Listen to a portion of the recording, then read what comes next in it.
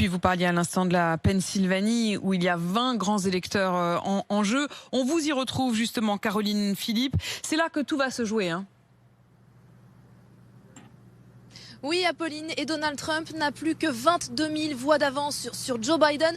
Le feuilleton se poursuit. Souvenez-vous, il y a 24 heures, je vous disais que le président sortant devançait le candidat démocrate de 160 000 voix. Eh bien, l'écart se réduit peu à peu et à l'heure actuelle, il ne reste plus que 5% des bulletins de vote à dépouiller.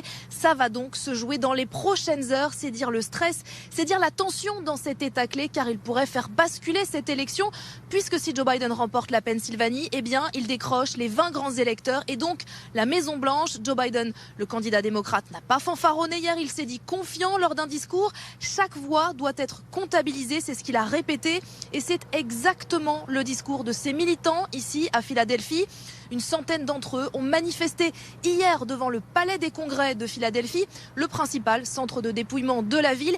Et devant ce centre, chaque camp tentait de maintenir la pression tant que les résultats définitifs ne sont pas tombés. Image assez étonnante, je dois vous l'avouer, puisque, je vous le disais, il y avait d'un côté ces militants démocrates, des jeunes pour la plupart qui dansaient sur de la musique électronique avec des pancartes. Chaque vote compte, every vote count. Et en face d'eux, il y avait derrière leur barrière les soutiens du président sortant avec un drapeau bleu flottant au vent. Trump 2020, ils ironisaient, répondaient aux slogans de leurs opposants par chaque vote légal compte. Sous-entendu, pas les bulletins par correspondance que le camp républicain considère comme frauduleux. Les soutiens de Donald Trump me confiaient avoir des doutes sur les méthodes de dépouillement, mais cela ne les empêche pas de croire toujours et encore à la victoire de Donald Trump.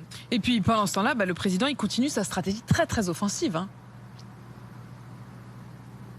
Oui, il persiste et signe encore hier soir dans une déclaration depuis la Maison-Blanche. Si les bulletins légaux sont comptabilisés, j'ai gagné. Si ce sont les bulletins illégaux, c'est du vol, une énième accusation de fraude. Il a mentionné dans ce discours l'État de Pennsylvanie où, je vous le rappelle, il a déposé un recours en justice qui ne suspend pas le comptage des voix, mais qui a permis à des observateurs républicains d'assister au dépouillement pour s'assurer de son bon déroulement.